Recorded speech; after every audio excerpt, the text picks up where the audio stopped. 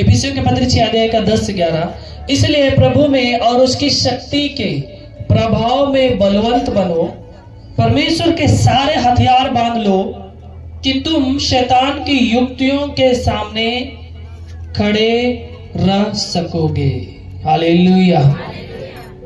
उसका हथियार क्या है? वचन, प्रार्थना, फास्टिंग, बहुत सारा हथियार है। और अभी के लोग हथियार मतलब क्या? भाला, त्रिशूल, तीर, कमान, गोली बारूद, बंदूक। बहुत से लोग कभी विश्वास नहीं है, घर में लोग तलवार रखते हैं। फलना राष्ट्र चिलना राष्ट्र के लिए तलवार रख लो, कोई गोली बारूद, कोई तीर, कोई कमान। ये काम नहीं आ गए संसार भर। और वचन में ये भी लिखा है, जो जिस हथियार को प्रयोग करेगा उसी से मारा जाएगा। और कटिहार में हम लगातार देख रहे हैं, जो कोई गोली बारूद की बात करता है, किसी न किसी बहाने से परमेश्वर उनको गोली बारूद के द्वारा ही मरवा रहा है। जवानी का घमंड मत करिए। मसीह में आने के बाद जितना गोली बारूद, तीर, तलवार है, फेंक देना है। मन में ये मत रखिए जरूरत पड़ने पर पड़ेगा, जरूरत पड़ने पर प्रभु के ऊपर। प्रार्थना में बहुत ताकत है। हालेलुया। क्योंकि हमारा परमेश्वर पक्षपात नहीं करता। एक तो राम में भेड़ बकरी देवो, तो राम खस्सी देवो, हमरो बात सुनी ले। परमेश्वर हमारा वो चीज नहीं सुनता जो रियल है, वो रियल जो सत्य है वो सत्य की ओर बोलता है। हालेलुया। क्योंकि हमारा परमेश्वर लालची नहीं है कि उसके भेड़ बकरी चाहिए, ब्लड चाहिए। परमेश्वर तो एक आत्मा है, परमात्मा है, वो कुछ नहीं खाता है।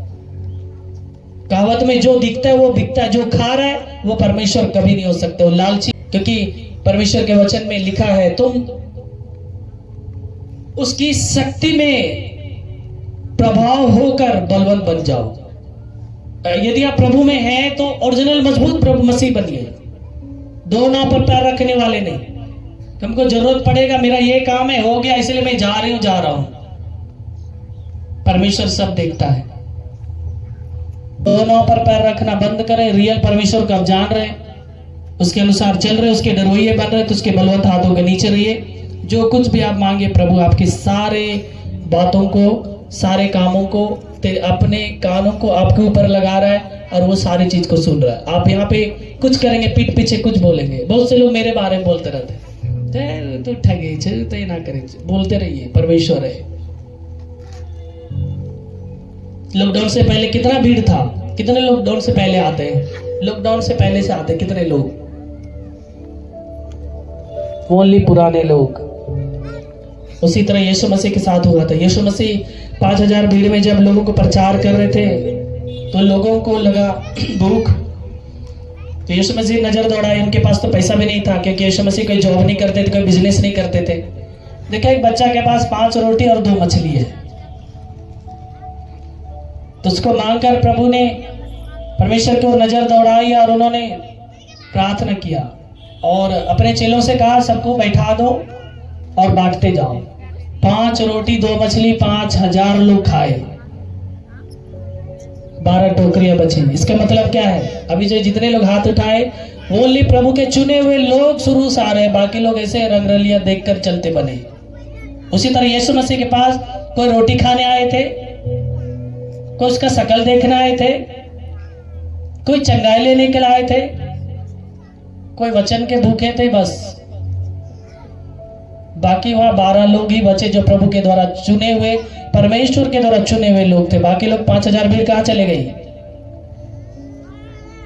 उसी तरह यहां भी होता है, तेल पानी, खाली तेल पानी।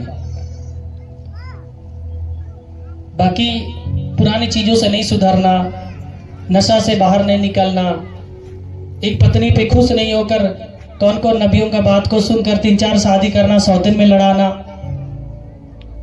जिसे परमेश्वर जोड़ा हो, अपने मन से नियम मत बनाइए। जैसे आप लोग बोलते हैं ना, घर नहीं आते, घर नहीं आता। मैं जाता भी हूं, सुन लेता हूं, जिसका 2 शादी हुआ है खाना छोड़ देता हूं वहीं पे। हमारे ग्रंथ के अनुसार है, यदि बिना व्यभिचार करते फालतू में आपने तलाक दिया हो तो बहुत बड़ा गुनाह है। और जो लोग तलाक दिलाते हैं, धर्म के ठेकेदार हो, सुधर जाइए।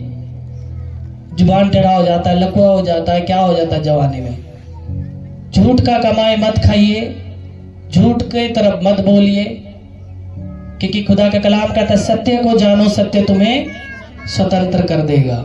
हालेलुया।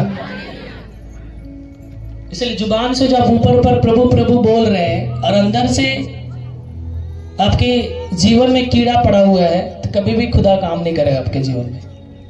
हाँ, भले आप जिन जात के द्वारा किसी ब्लैक मैजिक के द्वारा जबरदस्ती कुछ करके करा रहे हैं, तो वो कुछ दिन का, क्षण भर का खुशी है, सब दिन का खुशी मिलने वाला नहीं है। मैं बहुत से ठेकेदार, बहुत से ब्रोकर लोगों का मैं जुबान से सुनता, भैया मेरा जानते हैं बहुत काम होता था पहले, 10-10 लेबर रहता था जमीन दिखाने के लिए। हम लोग होटल में केवल खाते थे, घर से मतलब नहीं रखते थे। एक एक दिन का हमारा 10 लाख 20 लाख का डील होता था, 1 रुपया नहीं। क्यों? क्योंकि आप उस समय जब ये सब करते थे तो उसमें कितना आपने झूठ बोला, कितना बेईमानी किया, कितना लोगों को सताया, क्या किया, उसमें दिखा नहीं, ओनली पैसा दिखा। समझ रहे हैं?